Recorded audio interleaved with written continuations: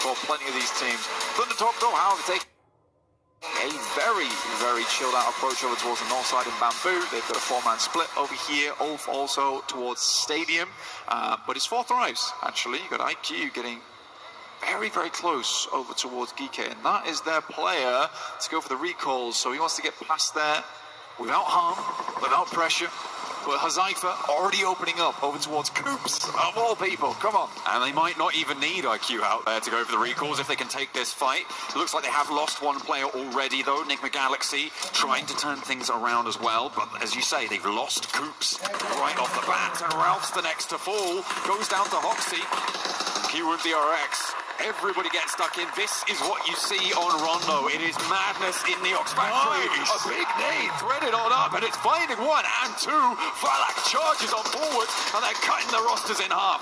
The volley back through the door, though, puts him back in his place, and Hazaifa has to hold it down. Satan around the corner. Hazaifa needs to hold, and he's good for 1. Ralph can't quite connect either, and now he has a 1 versus 1. Ralph is low, and he finds it. Hazaifa keeping him safe. Falak back on up. The spray comes through, and 4 Thrives looking good, looking neat on this side of the map. I like the play for Falak as well. Insane grenade, banked off the doorstep, but knew he had to jump up there quickly because KRX was stealing away all the eliminations. 4 Thrives start off the game at a 4 elim count. It looks really mighty strong. Furia were able to get 1 in the process. Most teams getting back up again, but the biggest disappointment so far is NigmaGalaxy. They lost all 4 players in the first minute of the game. You can't be doing that. That is not good news. And on such an important map, they get no points. They didn't even get that refrag, losing repeated challenges. And I don't know if they lost a player on an outpost, if they sent someone away, if they're committed. We're on board, though, with Flower trying to get the spray down. Furious giving it a good go, and Maple is there. Looking to take down the crossing, does so effectively. And now Q and DRX have to find something else. Maple looking sweet like syrup in that engage there now, looking over towards KRX. Vinny down low on his belly, moving out with the GS9, see if we can get done with that. Reverb comes through with the M249 over towards the Tanky. AKOP though is clapping back over towards Reverb. To see. Vinny frames through the smoke at the moment. It's a pretty awkward bit of terrain to work around here inside the building. Hoxie and Vinny trying to hold down the angle. The smoke's keeping them in cover for now. Just constant harassment from Maple. Pushing them back and forth this way, that way. But he's allowed his players to step in towards it. Maple goes low, but doesn't quite connect. Nobody's hitting the shots, and finally Hoxie falls. Maple wants to flush, and will be able to find it. Scarpering around the corner now to get away from the rest of the fight. He doesn't want any more to chew down on. He's already done bits.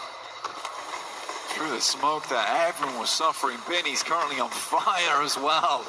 This is a nightmarish area to be in with the sidelines available. It's all a bit awkward. Maple will find another. I think he was able to secure that as well, which is nice to see. Hazaifa does go down, but so far 4 Thrives have been living over on the southwest side of Neox. AKOP pulled back almost immediately by Orangutan there. Oh, predict. Heard the M79 going off and just thought he would spray on through. He has been a monster inside the Neox factory so far, and he has been producing those eliminations going straight off the end of the conveyor belt. It is now neck and neck on eliminations from the hot drops, and it looks like the 2 titans of Neox Factory want to get stuck in against each other. Falak charging forwards there. Maple looking for the heals. He's allowed to get the first aid kit off, but still has a health disadvantage. The S12K in close range could prove to be pivotal, though, as Falak opens up for the charge around the corner, goes wide, and what a swing from Falak. Up and into the air, hopping about, the bunny rabbit bites. I mean, the S12K versus the JS9, I mean, it's sort of even, but you would probably eke that out with the S12K there. Oh, man, I mean, that's Falak all over, though. The guy is criminal when it comes to those 1v1s. Looks good, though, and finally our observers are like, yeah, let's take a look at the other portion of the map so far, because it has been hectic over towards Neox. Fury's still playing on that south side of it, though. We go flash on screen. I think a team that struggled in the past this year. I mean, they are looking to get a little bit better into this one, but they were a rookie team at the start, and they have been plowing through into some of the most prestigious tournaments of the year. So we're going to give this team time, I would say. I can.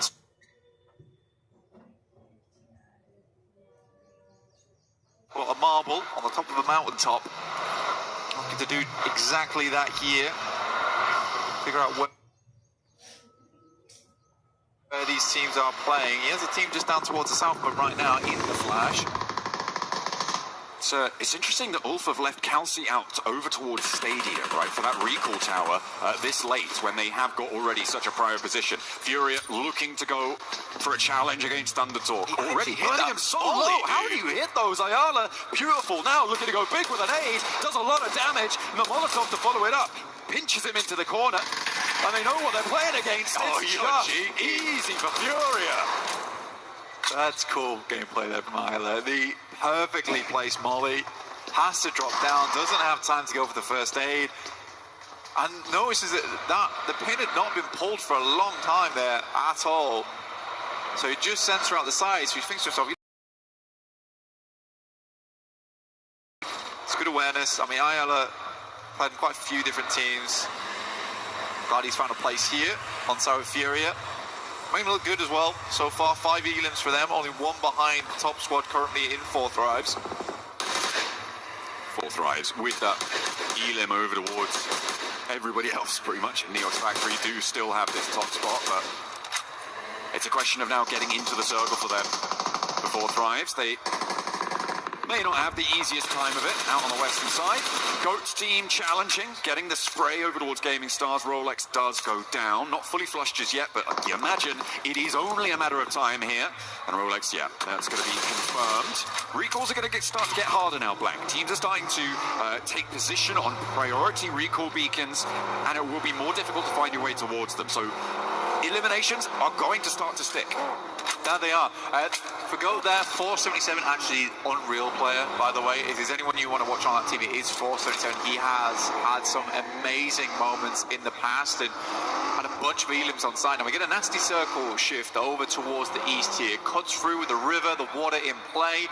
Orangutan actually made a decent rotation before this, try and get central and get some high ground off the back of that one, despite actually having some fights early on, which is quite cool to see. But now they've got a tough approach here. Realistically, they want a western shift on this next circle. If this keeps going over towards the eastern side, towards Hua Sing, as well as Muhopan, you're gonna have a bad time off the back of that. Right now, All Game is the only team that really has a solid spot over there, but you do have Thundertalk coming in from that northern edge towards Muhopan.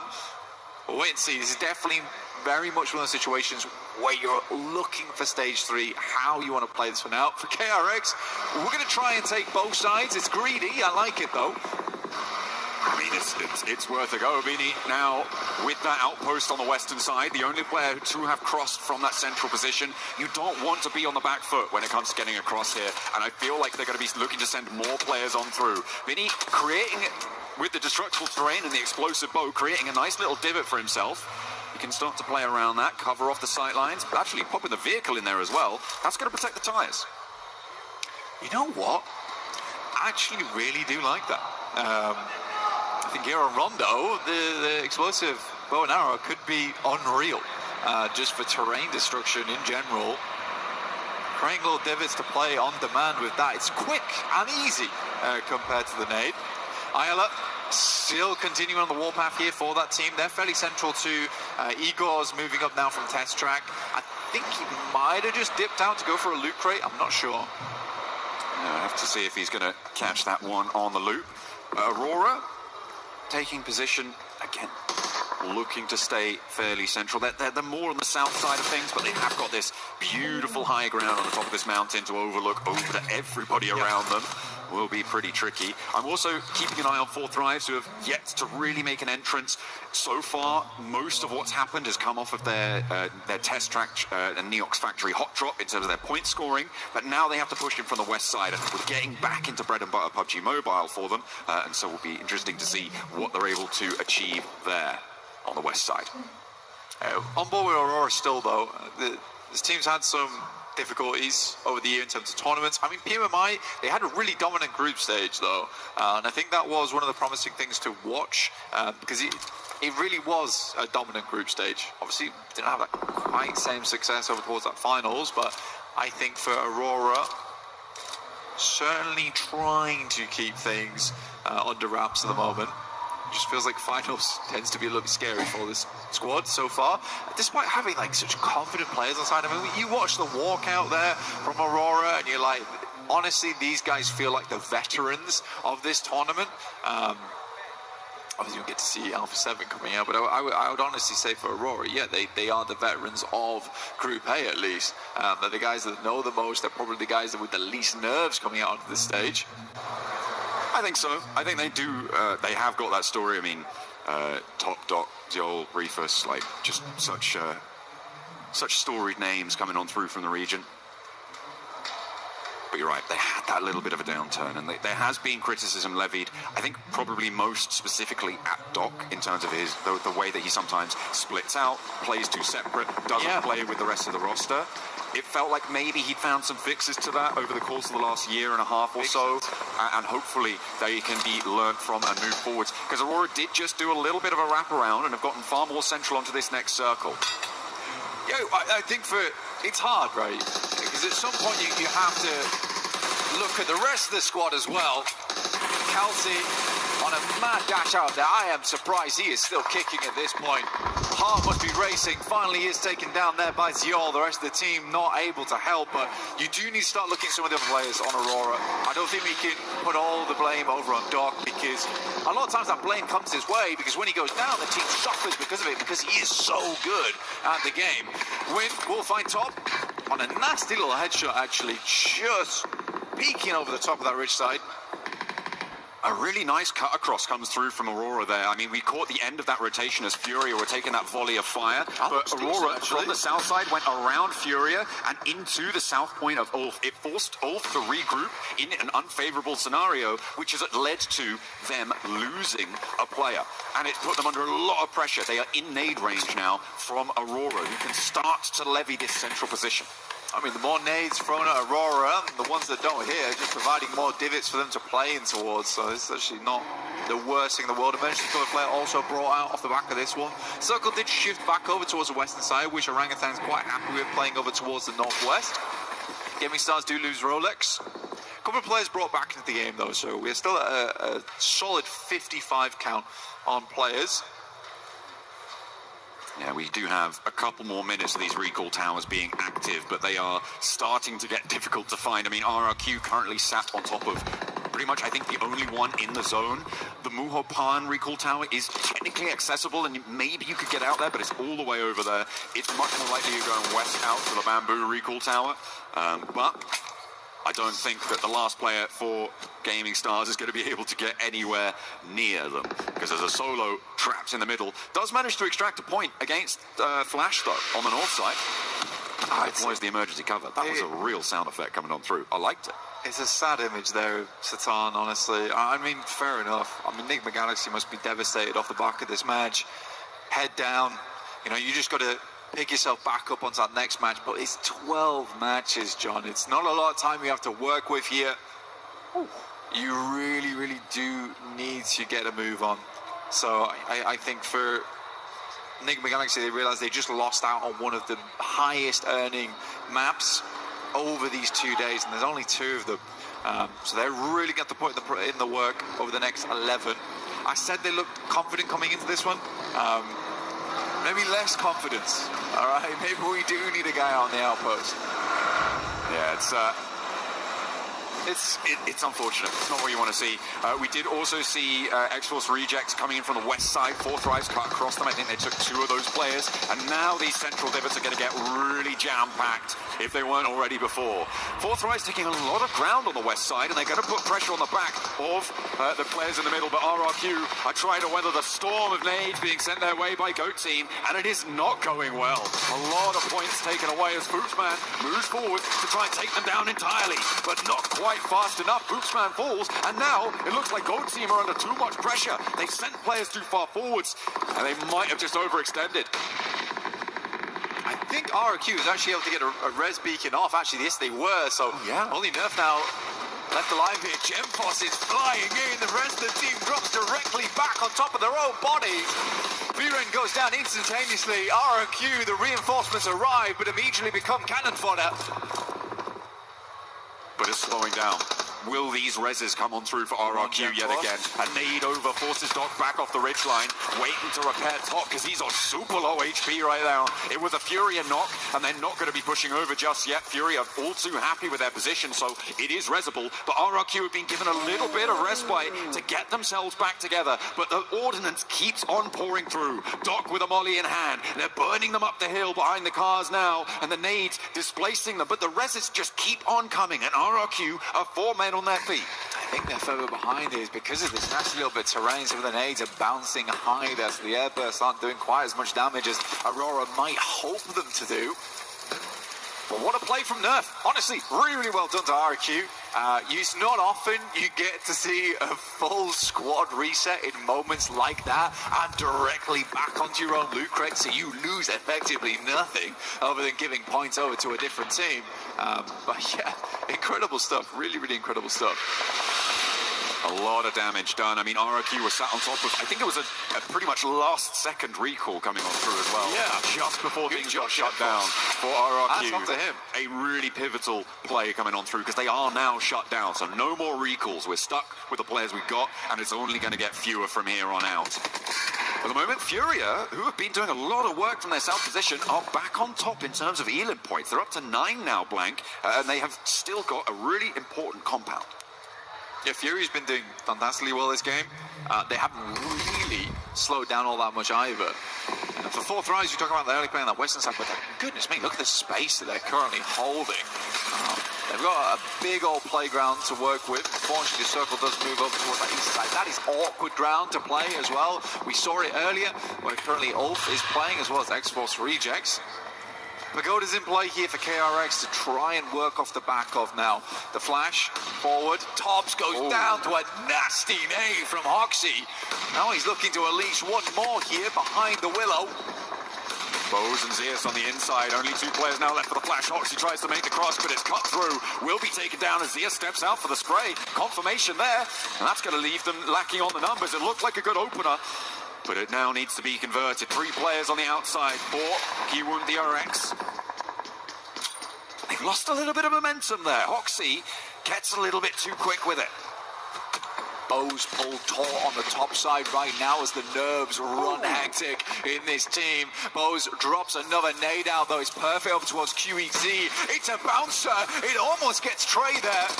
One nade goes up, and Bose will fall to it, leaving just 1 player alive now for the flash inside the building. Vinny is tunneling his way towards the Pagoda right now, leveraging that explosive bow and arrow, but he is in. A lot of damage brought his way, and it's Orangutan who chime on through, getting that headshot coming on in, a clap back from India. WizGod sending shots far down towards his south side. And this could be a good entry point now for Orangutan. If they want to go for it, they know they've opened up. They're sending Aru a little bit further forward, trying to scout this position. You can see him now off in the distance, but KRX currently, they're getting the reset on. Oh my god, there is no way! What? 2 go down and flash full. It's a melee in the middle of the Pagoda there, but nobody's set to charge on in, and KRX may be able to keep all 3 of their players alive on 7 elims. On the east side, they've got a deep shot on this game. I'm in for the flash. I love the play. I love the play. I like the confidence. Chest puffed out there to the maximum. Unfortunately, weren't quite able to flex hard enough there versus KRX. Furia moving in. They have a lot of teams to push on through. Chief looking over towards RRQ. Silence not able to make the push as RRQ has weathered a lot of storms so far. They've brought their brollies today. Oh, the mad dash though. It's not going their way. RRQ is suffering. Aurora's starting to step up to the plate and get those points on board. Doc's been spotted but just stays still. Playing dead there. Doesn't want to become it either. It looks like he's staying safe. RRQ still alive, just about. We'll see if they can get back to their feet as Furia lose the final player. And they go down. 9 eliminations and no placements. That is going to be their points total for the game. All game is creeping up on the south side. They got further to go. They stop off over at this building. This is not him. Trying to keep the vehicle safe at least for the time being. Joel goes down. RRQ, goodness me, man. I don't know how this has happened. I don't know how they're still going, but the adrenaline is flowing on the side of this squad at the moment. Up to 6 eliminations now, but they need some more points on the back of this game. They've done fantastically well to stay at where they have. Gemforce moves forward with the JS9. Right now, Reefus, though, he's pulled off bigger clutches than this before. He's a 1v4 though on the lip of this one, and it's going to need to be pushed past as well. They want to disengage here, but Reefus is low. I imagine his utility is starting to run down too, and the backlines are now being harried. In comes AG from this south side. They need to move past this as well. The question is, do they want to get involved? Reefus still stepping forward, still looking to leverage the ridge line to play around, but it's not quite connecting, and the backlines make it all the harder. Unfortunately, though, for RRQ, they keep getting pressured, and into the back lines they go. Flowers there, and with a full 4 on the back, it's even harder for Reefus, but there's off angles. So many off angles, chiming in time and time again, and Reefus is still alive for Aurora. Causing problems. Gaming Stars Maniac looking to send a wild grenade over the top here, through to All Gamers. Maple still on the front line, still looking good for the team. They lost XZZ fully. We can see here Maple currently working with 5 elims so far. How is Reefus still alive? RQ worried to push on through him every single time he steps up. Seems to get some good damage done. Juzaifa finds a nice nade though, and that might be an entry point for them on the southern edge. IQ though again. A big nade barrage coming in on that southwest side, and RRQ still under pressure. More nades pouring on in. They have weathered so much this match, but it may just be all coming to a close here. Getting out of this ditch might prove to be just too much. I think that may have been Reefus chiming in, but All Gamers will go and take down RRQ where so many could not, and Reefus is still alive. Is he going to go for more? I think so. Stepping up for the spray, looking to do damage, and there is plenty left to do. Reefus, the iron wall between every team on this side of the map. Pulls out the shotgun, can't quite make the connection. Liu will find another 11 eliminations right now for All Gamers. They finished the scrims, they're here to play. So at 4 drives though, on 11 themselves, and 4 players alive. They're looking to sweep on the western side. Move in behind the Geek split. It could be huge if they can take down Kevin or Ragnarok. That is a huge opener for them, and they've got the ridge lines to play around. I don't think that they're going to have too much competition on this one, but they need an opener, and that's not how you want to start it. Zypher going down, and Geek look at a regroup. Flower Withers versus KRX on the southeast side. We'll look for a res off the back of this one, but KRX coming out of the pagoda is a bit of an awkward rotation for them. They have alerted All Games to position, but they're dealing with res in the process. Scarface finds KRX. Ulfa's still going, actually, surprisingly. Just a couple of players, Kedge and Scarface on board, but these guys have played together for a very, very long time. Nades bursting in front of each other's faces at the moment. Balak looks to send away. He's heading over towards Exports Rejects. He's rocking up, gets forced forward. There's absolutely no way they make this work, and 4 thrives still look phenomenal, still look good. 13 eliminations.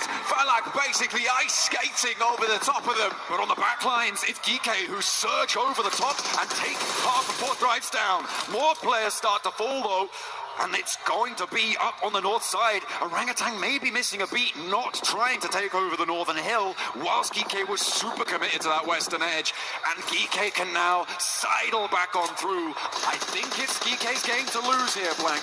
Potentially, but for Orangutan, I respect this gameplay. You want to get further into those matches. You want to see more of these games. This is the way to do it. So far, their rotations have always been the thing we've praised them for. This look good, but it's those eliminations that they are lacking on right now, down to 2, but they can make up for that later on in this game. 13 eliminations for 4 drives, and All Game is on 12 as well. Already up in that 4th place. It is great matches for these 2 teams already. As Falak under pressure from Liu, doesn't quite finish the spray down there, has to go for the reload, and actually over the heads comes the backup from Geek, keeping 4 drives in it for just a moment longer as Falak gets the heal off. A really prescient push out coming on through, but sidesteps those as well. The spray's just not connecting on it. Oh, Falak is cheeky, man. I mean, the run out there, trying to get some more information on it. It's a good nade. Burst between the two of them, though. Not enough damage done right there. Knocks another one of his own. It goes behind. Won't quite do enough damage there towards Flower. Sends one to the side too. That one bounces far enough, I would say. Hits Liu. Sadly, Falak will go down to Ragnarok in the back lines.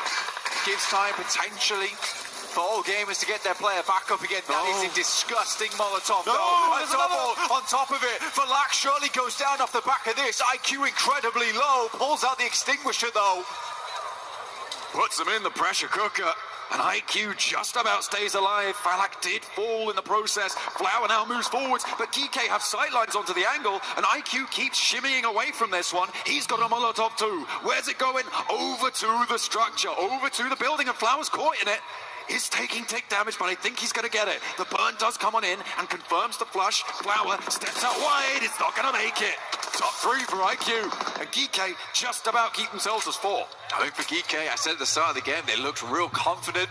There maybe wasn't a lot of people expecting too much out of this squad, but they have sticked as 4 hero from Rondo. Like I said, easy for Bad Boy. That guy is a rising star. And now it's GK versus Orangutan. At the end of the game here, IQ still in, and 4th Rise is at least guaranteed at 3rd place. And with 14 eliminations, they have had a fantastic run here on Rondo. Max might need to eat his words a little bit, saying that this is not their favorite map, because it definitely feels like it. Or if it's not their favorite map, I am scared for everyone else moving on to Erigel and onto Miramar as well, because if they outplay themselves here, there is no chance for anyone else. GK looking to marshal their positions on this north side, getting that loot crate up there as well. They are chilling right now as we're waiting for the circle to start to push them in. Orangutan can be very quiet. 2 eliminations only so far, Blank. Trying to weather it out. On this side, they got the divots in play. Not trying to silhouette themselves too much here versus GK. Easy Bad Boy consistently moving to the top. I think he's a clear idea. Sadly, there's not a lot of space to split here for Orangutan either. And I do believe the circle will just pull them in. I don't think GK is looking to make any mistakes going forward. Oh, IQ will go down. But again, this has still been a fantastic match here for 4th Rise. They end this match on 19 points total. The big thing about this, though, is 4th Rise, their days usually live and die by their Rondo, by their first map. I think this will give them the confidence to give the run a real good one for the rest of the day. I mean, and we're looking at getting into the grand finals here as well. Top 5 is where they should be setting their sights, so a good start like this is brilliant. One good day for 4th Rise, honestly, could be the difference maker. We know how many points they can put up in a single sitting. They've done it before. Will they do it again? Will they catch everyone unawares, or left lacking? But now, Orangutan down the hill. We're being quiet. GK, with all 4 of their players just still alive. Neither team on huge elim counts. If GK managed to pick up all of these points, they would just about beat 4th Rise points total on this match, but only by the 1. Able to get up to a maximum of 10 elims and 10 placements would put them on 20. Orangutan still just staying quiet, playing in those divots, waiting for GK to make a misstep, but I don't think it's coming. Yeah, for Orangutan here, it's a hard push. They're forced to use util here to try and shimmy their way upwards. Vehicles in play as well. I mean, Wizcode can try and play distraction, but it's going to be a hard thing to pull off. Now it's down to 2 in AKOP, as well as Aru underneath. More nades trying to use to create a little bit of clamber points here for the squad, but Easy Bad Boy has rough idea, rough position. AKOP is going to go down to a perfectly placed Molotov on himself, deny those points. Aru will go for it, and again, that is the way you've got to do it. That's the way you've got to do it. If you're playing as Orangutan here, you don't want to give extra points across. That could be the difference maker between you not getting in and making it through to those finals. Absolutely. I mean, they deny those points towards the end. And actually what that does is mean that 4th Rise take the top spot on the points this match. GK sat down on 18. They weren't able to claim everything there. But a great start for a lot of our teams, getting some pretty hefty elimination counts there. 4 teams looking to breach into those double-digit points from this game. It is a fast start. When you're playing on a 12-match set in order to qualify, that is brilliant news, right? Because each of our teams over these group stages looking to play those 12 matches. and it will be the same lobbies moving forwards over these next few game days. Very happy to see them go on through with those 12. Honestly, for all gamers, though, this is a really impressive run for them. I think it was very well played, and Flower looked very good in those situations. Liu had some real standout moments, but my goodness me, Maple, what a guy. That Neox Factory start there was lovely to see. Sadly, couldn't quite tango with Falak. That was our final moment. That was a little bit anticlimactic with the boys just denying the points, but PK will grab themselves the first win here on Rondo.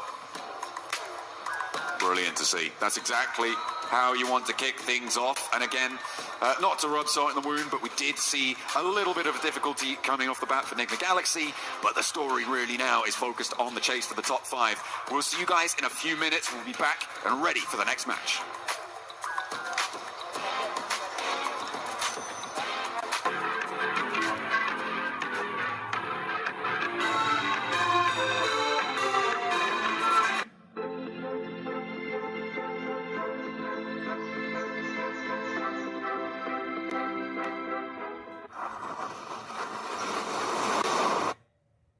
शेवटी तुम्ही मराठी मॅट्रिमोनीच का निवडलं? कारण इथे मिळतो सगळ्यात जास्त choice. कारण हे वापरणं अगदी सोपं आहे. इथे आपण कुंडलीही जुळवू शकतो. मराठी मॅट्रिमोनीने लाखो स्थळं जुळवली आहेत. मग आणखी काय हवं? मराठी